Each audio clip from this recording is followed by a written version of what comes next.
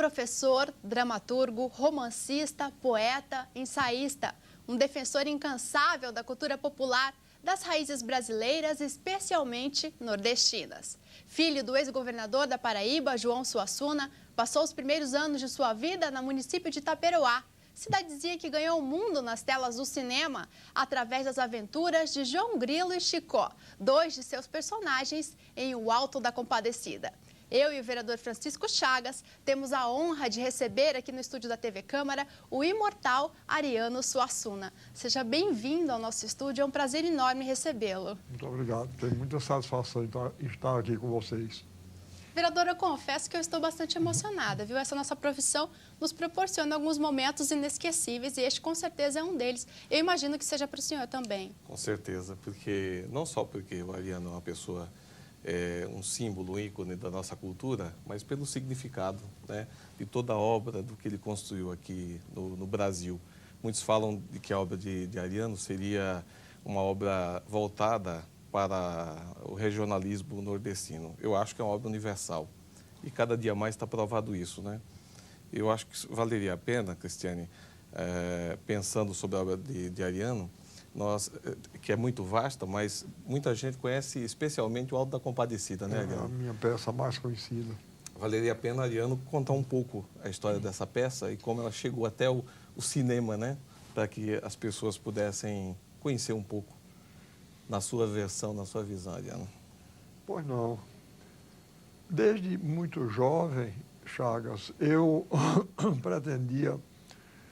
Eu não queria fazer nenhum romance, nenhum teatro, nenhuma poesia que imitassem o teatro americano, ou o romance inglês, ou a poesia alemã. Eu queria fazer uma literatura que expressasse meu país e o meu povo.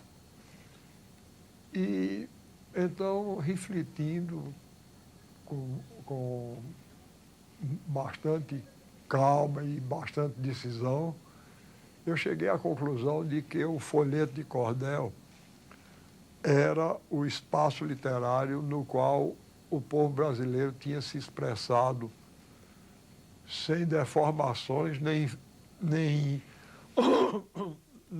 imposições que lhe viessem nem de cima nem de fora.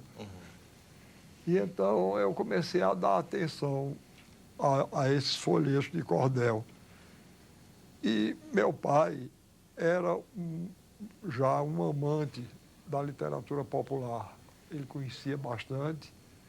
Ele foi muito amigo de um escritor cearense, hoje esquecido, injustamente esquecido, mas é um escritor a quem eu devo muito, chamado Leonardo Mota. Leonardo Mota foi um dos pioneiros entre os ensaístas brasileiros que deram atenção aos cantadores, aos folhetistas. E era amigo pessoal deles e chega a citar meu pai como uma das fontes. Meu pai tinha uma memória privilegiada e comunicou a ele vários versos que ele tinha. Então, na biblioteca que meu pai nos deixou, eu encontrei os livros de Leonardo Mota. E isso foi muito importante, porque eu, desde que me alfabetizei, eu me tornei um leitor apaixonado. E quando eu vi que aqueles versos dos cantadores que eu ouvia em menino eram objeto de livro, que o livro passou a ser para mim um objeto quase sagrado, eu comecei a ver que aquilo era importante. E então eu tomei conhecimento de 3 folhetos chamados O Enterro do Cachorro, O Cavalo que Defecava Dinheiro e O Castigo da Soberba. Então, quando eu resolvi escrever O Alto da Compadecida, resolvi me basear nesses 3 folhetos. E você veja o que acontece. Os intelectuais brasileiros do meu tempo torciam o nariz a esses folhetos. E eu fiz a minha peça, que eu nunca esperei que saísse nem do Recife. Mas a peça saiu, foi encenada no Brasil inteiro e foi até para fora. E quando ela chegou lá fora, ela foi encenada na França e um crítico francês chamado Jean Giraudoux escreveu um artigo dizendo que, para escrever a parte do Testamento do Cachorro, eu tinha me baseado num grande escritor francês do século XVIII, chamado Le Sage, que tem um livro chamado Gil Blas de Santillana, que eu nunca tinha lido, por acaso. Aí um crítico espanhol chamado Pedro Laín Entralgo disse que Le Sage já tinha se baseado nas novelas picarescas espanholas e que a história era espanhola. Eu tinha me baseado nas novelas picarescas espanholas do século XVII. Aí um outro espanhol chamado Henrique Martínez Lopes disse: essa história não é nem espanhola, nem francesa. Essa história é do norte da África. Veio para aqui com os árabes no século V e foi daqui que passou para o Nordeste. Quer dizer, aquela história que eu pensava que era local era de fato uma história universal. E você falou há pouco que o que eu escrevia tinha um sentido universal e eu posso concordar com você sem ser pedante nem orgulhoso, porque eu não atribuo o poder de comunicação do Alto da Compadecida, eu não atribuo a nada meu, atribuo a força popular dessas histórias que eu herdei do romanceiro popular do Nordeste. E como é que você viu a adaptação para o cinema aí? Gostei muito, gostei muito. A adaptação foi feita por meu amigo Guel Arraes, que é meu amigo desde pequeno. Quer dizer, desde que ele era pequeno, que eu sou bastante mais velho do que ele. Ele começou a frequentar a minha casa, ainda menino, de calças curtas, e ficamos amigos, conversamos muito. Ele acrescentou no seriado algumas coisas tiradas de outras peças minhas. Por exemplo, ele tirou alguns episódios do Santo e a Porca, da Farsa da Boa Preguiça e da Pena e a Lei, que são outras 3 peças minhas. E colocou também alguns episódios de Molière e Shakespeare, porque ele dizia que o Alto da Compadecida tinha sido feito no mesmo espírito do teatro de Molière, coisa que muito me honrou, e do teatro shakespeariano. Aquela história da porca, onde, com o dinheiro que perde o valor, aquela história do Santo e a Porca, de outra peça minha. Mas ele fez com a minha concordância e eu achei que ficou bom. Ariano, você nasceu no dia de Corpus Christi. Você é religioso? Sou. Não estou dizendo com isso que sou um religioso exemplar, não. Mas tenho uma visão religiosa do homem e do mundo. E lhe digo mais, se não tivesse, eu acho que eu seria um homem desesperado. Muito bem. Ariano, eu estava pensando aqui enquanto você falava do romance O Alto da Compadecida. Ontem você fez o lançamento aqui em São Paulo de um livro mais recente, que está aqui em minhas mãos, né? Que é a História de Amor de Fernando Isaura. E você, antes do início do trabalho, né, de autógrafo, você estava me dizendo, aliás, a caminho aqui da Câmara, que você refletiu muito ao fazer esse livro sobre a tradição do romance na cultura ocidental, aquele que sempre acaba em tragédia, né? Romeu e Julieta, Tristão e Isolda, e até mesmo na Ilíada, na origem, né? É verdade. Você não gostaria de comentar um pouco a inspiração desse livro para nós? Sim, porque, veja bem, Chagas, no meu entender, o povo brasileiro gosta de rir. Eu gosto de rir, gosto de fazer rir. É um povo alegre. Eu acho. É uma das coisas que eu mais admiro no povo brasileiro. Apesar de todas as dificuldades, é um povo que mantém uma energia e uma alegria que eu atribuo, sobretudo, ao grande povo negro, porque de todas as etnias que compuseram o povo brasileiro, talvez seja o mais injustiçado, não é?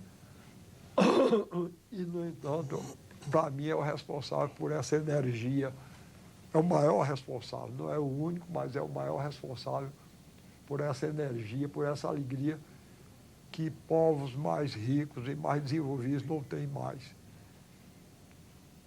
Então, agora, eu pessoalmente, talvez por causa dos problemas que passei na infância, eu era uma pessoa até certa idade muito travada, muito fechada. Todas as peças que eu escrevi até certa idade eram tragédias. Mas depois, principalmente depois do encontro com minha mulher nisso desempenhou um papel fundamental. O meu encontro com Zélia foi uma coisa fundamental. A impressão que eu tinha é que aquilo que eu tinha travado dentro de mim e se desatou de repente. E me descobriu, inclusive, uma veia cômica que me identificava também com o povo brasileiro, que não recusa o trágico e faz muito bem, mas tem predileção pelo cômico. Agora, esse livro, apesar de ter sido lançado nacionalmente ontem, ele é bastante antigo. Perfeito. Ele é de 1956. Até esse ano, eu só tinha escrito poesia e teatro. Então, eu estava já sentindo necessidade de escrever aquilo que depois foi o romance da Pedra do Reino. Mas eu não sabia ainda se eu saberia escrever um romance. Então, resolvi tentar minhas forças num romance menor, que seria um ensaio, que foi esse. Peguei o velho mito de Tristão e Isolda e fiz uma recriação brasileira.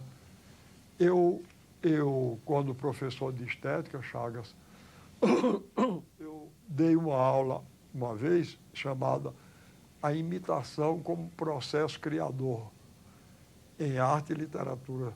Muito bom. Porque isso eu via que os grandes clássicos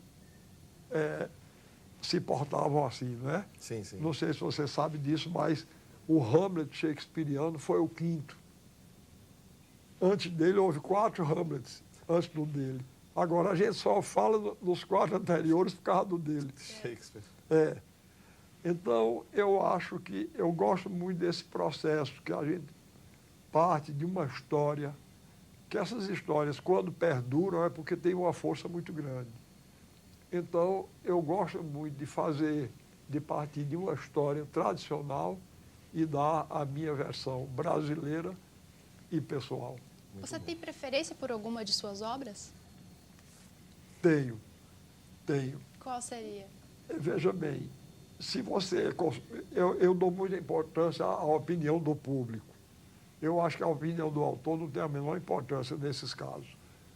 E o público escolhe disparado o Auto da Compadecida, entre tudo que eu escrevi. Mas eu não estou de acordo com o público, não, nisso. Das minhas peças, eu prefiro A Farsa da Boa Preguiça. E de tudo que eu escrevi, eu prefiro o Romance da Pedra do Reino, que, aliás, vai ser agora objeto de um seriado na televisão, e eu espero que ele obtenha uma divulgação. Eu não acredito que ele tenha o êxito do Auto da Compadecida, porque é uma obra mais difícil, mas eu acho que muita gente que não tomou conhecimento da Pedra do Reino vai tomar agora, depois da televisão. Ariano, na sua concepção, quais são as características de um herói tipicamente brasileiro? Olha, eu não sei, talvez não saiba lhe responder. Agora, vou lhe responder indiretamente. E com isso não estou, novamente repito, não estou sendo nem pedante, nem orgulhoso, nem convencido, mas uma coisa, logo quando eu lancei o Auto da Compadecida aqui no Sudeste e no Sul, o meu personagem, João Grilo, foi muito comparado com Macunaíma. de Mário de Andrade. Mas eu nunca aceitei, eu nunca concordei com isso, porque Macunaíma, segundo o próprio pai dele, segundo o próprio Mário de Andrade, era um herói sem nenhum caráter. E eu nem aceito isso para o povo brasileiro, não aceito essa denominação pejorativa de ser um povo sem caráter. Nem considero o meu João Grilo um herói sem caráter. O herói de Mário de Andrade, segundo ele próprio, não tinha caráter. O meu tem muito, tá certo? Inclusive, eu tenho um grande amigo, um jovem escritor, a quem eu admiro muito, que outro dia, eu estou a cavaleiro para dizer isso, porque foi num artigo altamente elogioso a meu respeito. Ele disse que o Auto da Compadecida era uma obra muito atual ainda hoje, apesar de já ter mais de 50 anos, porque as espertezas de João Grilo estavam hoje sendo repetidas pelos engravatados. Eu não concordei absolutamente, tá certo? No meu entender, as espertezas de João Grilo são as espertezas do povo, que são uma estratégia de sobrevivência. Lá no Nordeste existe um ditado que eu acho que é a cara de João Grilo. Diz, a astúcia é a coragem do pobre. Tá certo? O pobre não tem direito de ser corajoso. Tem que ser astuto. Tem que ser astuto, não é verdade? É verdade. Pois bem, então, aí eu pergunto, quando chamam João Grilo de anti-herói, eu protesto sempre também, porque eu vou dizer uma coisa, você veja uma coisa. João Grilo vence os proprietários territoriais na pessoa do Major Antônio Moraes. Vence a burguesia urbana na pessoa do padeiro e da mulher do padeiro. Vence o clero corrupto e vence até o diabo. Se um homem desse não é herói, eu não sei mais quem é herói, não é? Então, eu procuraria, para fazer a imagem do herói brasileiro, eu partiria de João Grilo, já que é o meu, mas eu vejo outros. Eu vejo outros. O Major Vitorino Carneiro da Cunha, de José Lins do Rego. O Capitão Rodrigo Cambará, de Érico Veríssimo. Romualdo, o Mentiroso, de Simões Lopes Neto. E assim, eu falei Riobaldo, não, Riobaldo, do Grande Sertão Veredas. Grande Sertão Veredas. Veredas. E o próprio povo brasileiro, no herói coletivo de João Baldo. Vereador, como é que você está se sentindo podendo homenagear uma figura como essa? Bom, de minha parte é uma honra, um orgulho muito grande, principalmente porque sou fã de Ariano. Por isso vamos dizer assim, esse encabulamento aqui, né, de conversar com ele, mas é uma grande satisfação. Eu que fico pensando, né, como ele, ao meu ver, cidadão do mundo hoje, mesmo me confessou recentemente que nunca saiu do Brasil, mas é cidadão do mundo, porque sua obra é universal e é conhecida lá fora. Eu que pergunto ao Ariano como é que ele se sente, o mais recente cidadão paulistano. Olha, é uma alegria muito grande. É uma espécie de... novamente, eu tô desde hoje que eu peço desculpa de parecer convencido, mas eu vou dizer uma coisa que me alegra muito. Eu tenho viajado pelo Brasil inteiro, dando aulas, procurando defender a cultura brasileira.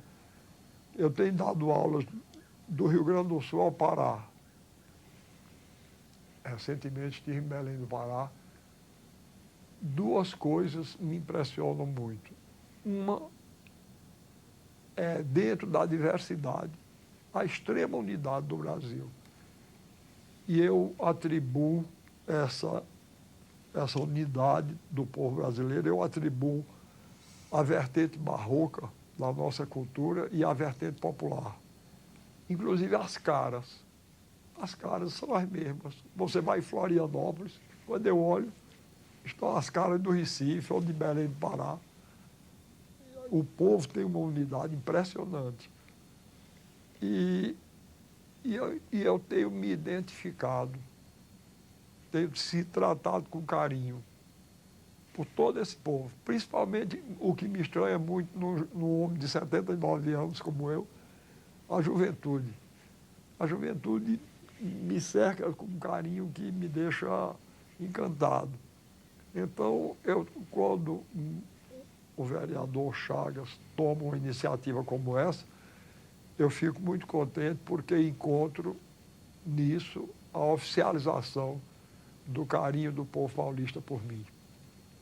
Aliás, um povo que aqui na cidade de São Paulo conta-se com mais de 70% de nordestinos, né? Talvez então seja por isso. Talvez, mas em especial talvez por isso, né? Porque ontem mesmo, durante o lançamento do livro, o que nós observamos são pessoas de todas as idades, né? Que vão procurar, conversar, e pessoas de todas as classes sociais, né? Indistintamente. É verdade. Então, isso que nos chama a atenção. Para mim, pessoalmente, é uma honra muito grande. E eu tenho certeza que o povo paulistano e a Câmara Municipal de São Paulo está orgulhosa aqui pela presença de Ariano. Eu estou muito né? orgulhoso E também. de poder lhe oferecer esse título. Está ótimo. Merecido. Obrigado. Ariano, você fez direito no Recife, né? Você chegou a exercer a profissão? Eu me formei em Direito sem vocação. Depois me formei em Filosofia por vocação. E fui professor de Filosofia. Mas exerci durante algum tempo a advocacia por falta de opção. Eu terminei o curso. Quando eu fui estudar Direito, só havia 3 opções. Ou você estudava Direito, ou Engenharia ou Medicina. Engenharia e Medicina não dava. Direito era a única que tinha algo. Inclusive, a Faculdade de Direito do Recife tinha uma tradição cultural desde o século XIX, né? Com a chamada Escola do Recife, que exerceu uma influência muito grande sobre mim, principalmente por causa de Silvio Romero. Então, eu estudei Direito, mas lá o que me interessava mesmo era o Teatro Estudante de Pernambuco, que a gente fundou quando eu era estudante de Direito, sob a liderança de um grande escritor chamado Hermílio Borba Filho, meu grande amigo, morou algum tempo aqui em São Paulo. E então eu me formei em Direito. Exerci a advocacia também por falta de opção. Não tinha emprego e fui trabalhar, mas lidava muito mal com a advocacia. Inclusive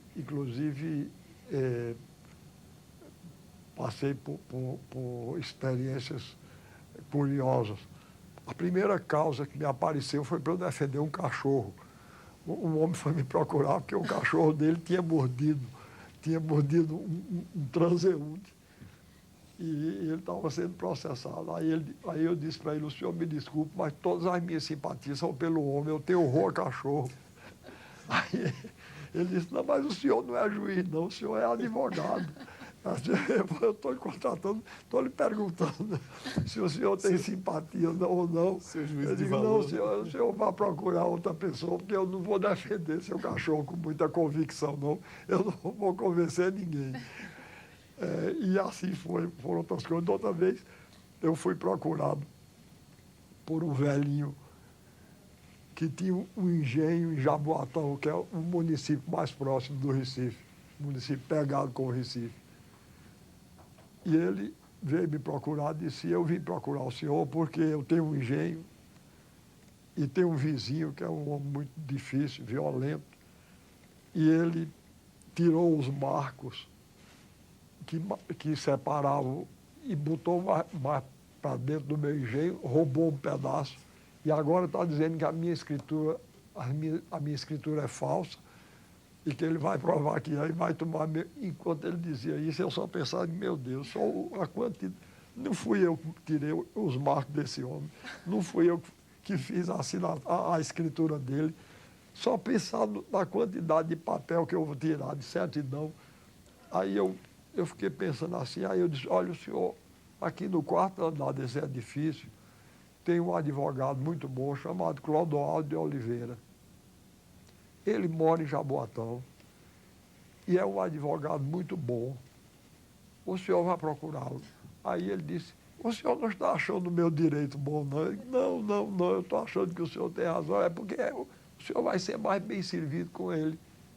Aí ele olhou para mim e disse, olha, eu vou procurar, mas eu vou dar um conselho, o senhor deixa. O senhor deixa essa para o senhor não dá para isso, não. Eu dispensando clientes, né? Aí eu realmente cheguei à conclusão de que não dava para aquilo, não, e deixei. Essas situações te inspiravam? Teve algum dos seus personagens? Foram figuras reais? Algumas sim. Algumas sim. Eu coloquei uma figura de advogado numa peça minha chamada As Coxambranças de Quaderno, que foi baseada em 2 ou 3 advogados que eu conheci nessa época.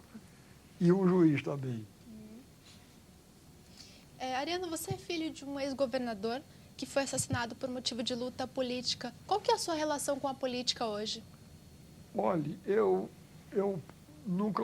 procuro sempre não me omitir. Eu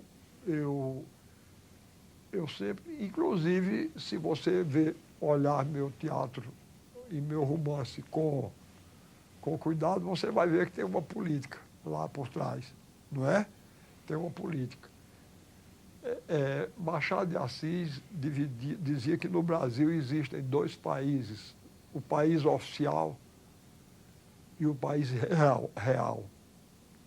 Dizia ele, o país real é bom, revela os melhores instintos, mas o país oficial é caricato e burlesco. Se ele fosse vivo, ele iria descobrir que a distinção continua e o Brasil oficial está mais caricato, mais burlesco ainda do que o dele. Porque, não sei se você já prestou atenção nisso, durante os séculos XVI, XVII e XVIII, a elite dirigente brasileira se orgulhava do que a gente tem de português e se envergonhava do que a gente tem de negro e de índio.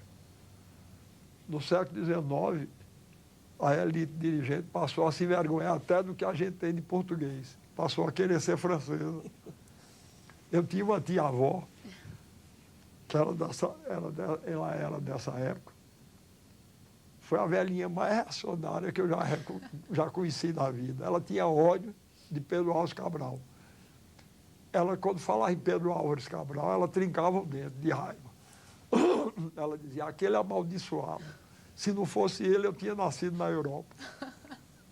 Então, você veja, a elite dirigente brasileira queria ser francesa no século XIX, que é a época de Machado de Assis. Mas a França ainda tinha alguma relação conosco, né? Pelo menos é um país de língua latina, né? Uma cultura que tem alguma coisa semelhante à nossa, a ibérica e, consequentemente, a nossa. Mas hoje a elite dirigente brasileira está querendo ser caricatamente americana, que não tem nada a ver conosco, né? Estão querendo, inclusive, transformar o nosso país nos Estados Unidos de segunda ordem ou de terceira. Eu não quero ver o Brasil parecido nem com os Estados Unidos de primeira ordem, quanto mais de segunda. Eu quero ver o Brasil como um Brasil de primeira ordem. Ariano, como é que você lida com a tecnologia? Computadores, internet, e-mails, você se adaptou a essas novas modernidades? Não, eu escrevo à mão e eu mesmo ilustro. Os meus livros são ilustrados ou por minha mulher ou por mim. Eu escrevo à mão porque sinto prazer em escrever à mão. Agora, não tenho nada contra o computador, não. Mas eu tenho um genro e assessor, Alexandre Nobre, que é um grande artista plástico e, além disso, sabe lidar com essas coisas e ele então faz esse trabalho para mim. Esse é o ideal. Você também já foi acusado a ser inimigo da televisão. Também, não mas foi? Não sou de maneira nenhuma. A televisão é um instrumento maravilhoso. Agora depende de como é usada. Do uso, né? Depende do uso que se faz da televisão. Eu digo sempre, uma vez um jornalista me acusou disso e me perguntou se era verdade, e eu disse, não. Você me fazer uma pergunta dessa, é mesmo você me perguntasse se eu sou a favor ou contra Machado. Machado. Não sou. Arma. A arma. Existe, Não. tá lá, né? Se você está numa ilha deserta, você precisa fazer uma jangada para sair da ilha deserta. Você tem o machado, você corta lá os troncos, e então o machado é útil. Agora, se você usa machado para cortar a cabeça de menino, aí eu sou contra. Infelizmente, a televisão corta muito cabeça de menino, não é? Eu vou lhe contar um episódio que aconteceu com a sobrinha minha. Ela hoje é adulta, mas ela nesse tempo era menina. Ela estava com os irmãos, deitada no chão, com a mão no queixo, olhando televisão. E era um dia de sábado. Meu irmão, que é pediatra, que era o pai delas, o pai deles, chegou e era um filme muito violento que estava passando na televisão. Um negócio de Forte Apache. Aí meu irmão ficou preocupado. Aí virou-se para a minha cunhada, para a mulher dele, e disse, mas os meninos vendo um filme desse, filme violento, o pessoal matando gente aí. Aí a filha, para tranquilizá-lo, disse, não, papai, não se incomode, não. Não é gente que eles estão matando aí, não, é índio. Está vendo? O filme americano estava passando essa imagem de que matar índio era uma coisa normal. Não é matar gente. Então, é isso que eu sou, né? Quando a televisão contribui para cortar a cabeça de menino, aí eu sou contra. Que atividades você desenvolve hoje? Hoje, eu estou aposentado como professor, continuo a exercer minha atividade de escritor e numa espécie de missão que eu assumi, que não sei nem se o Brasil está de acordo, eu estou percorrendo o país inteiro dando aulas no sentido de defender a cultura brasileira e retirá-la da marginalização na qual ela se encontrava, a meu ver, há alguns anos atrás, mas hoje menos, graças a Deus. Ariano, você ocupa a 32ª cadeira da Academia Brasileira de Letras desde agosto de 1989. Como é que foi para você esse momento? Desde agosto de 1990, foi quando eu assumi. Eu fui eleito em 89, mas assumi em 90. O que é que você quer saber a respeito? Como é que foi para você esse momento? Foi um momento de grande alegria. Para mim, foi um momento do reconhecimento do Brasil oficial. Veja bem que eu não condeno o Brasil oficial totalmente, não, inclusive porque nasci dele e fui criado dele. Fui formado e deformado pelo Brasil oficial. Mas, no meu entender, a Academia Brasileira de Letras é a instituição cultural mais importante do Brasil oficial.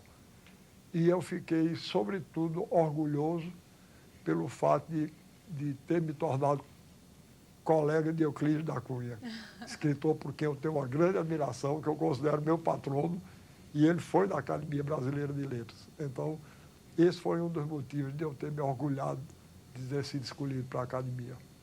Ok, a gente vai encerrar aqui o nosso programa, infelizmente, né, vereador? Poderíamos passar o dia todo aqui. Mas antes de encerrar, se me permite, nós acabamos não perguntando por que das aulas espetáculos, né?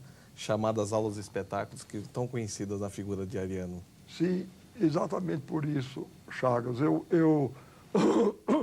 Quando eu me tornei secretário de Cultura de Pernambuco, no governo que eu tive a honra de servir, o governo desse grande brasileiro que foi Miguel Arraes, eu sabia que ia ter pouca verba. Mas eu achava que em outras áreas não, mas na área da cultura, mesmo com pouco dinheiro, se a pessoa tivesse imaginação e vontade de trabalhar, dá para fazer alguma coisa. Criatividade. Então eu criei essas aulas de espetáculo, porque eu disse, eu vou fazer da Secretaria de Cultura de Pernambuco uma espécie de alavanca para deflagrar no país inteiro, pelo menos uma discussão sobre a cultura brasileira, para ver se eu consigo trazê-la para o lugar que ela nunca devia ter deixado, que é o centro do palco. Exatamente. o centro do palco do Brasil, né? E então foi daí que nasceram essas aulas e é nesse sentido que eu continuo a ministrar as aulas de espetáculo pelo Brasil todo. Muito bom, muito bom. Ok, eu gostaria de agradecer mais uma vez, enormemente, um prazer enorme tê-lo recebido aqui em São Paulo, né, vereador? Está recebendo uma figura tão ilustre aqui em São Paulo. Eu agradeço a vocês, não só antecipadamente o título que vou receber hoje à noite, mas agradeço essa oportunidade que vocês me deram de entrar em contato com o público de São Paulo, dos meus novos conterrâneos. Mais uma vez, também gostaria de agradecer imensamente aqui ao Ariano Suassuna. Vamos mostrar mais uma vez o livro, vereador? Exatamente. O último livro do Ariano, foi lançado recentemente. Com certeza. Ontem, em que pese ter sido de 1956. É uma recriação brasileira da velha história de amor de Tristão e Isolda. O senhor quer deixar suas considerações finais, vereador? Eu só queria, mais uma vez, dizer que da nossa satisfação de estar aqui, não só na TV Câmara, mas especialmente nesse dia em que nós vamos oferecer o título Ariano, com essa presença ilustre, um defensor incansável da nossa cultura. Isso nos anima a continuar esse trabalho. Então, a vinda dele aqui é que nos estimula. Muito obrigado, Ariano. E o programa Sala de Visitas fica por aqui. Obrigada pela sua atenção e até o próximo programa. A gente fica aqui.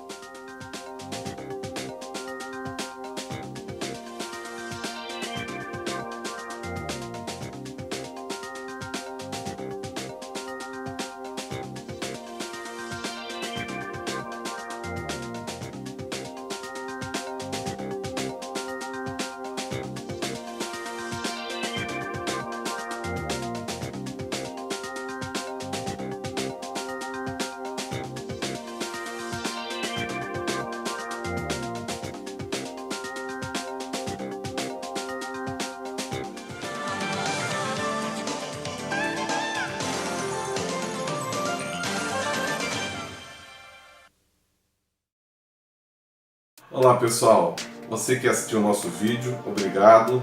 Não se esqueça de se inscrever no nosso canal e curtir o nosso vídeo. Um abraço.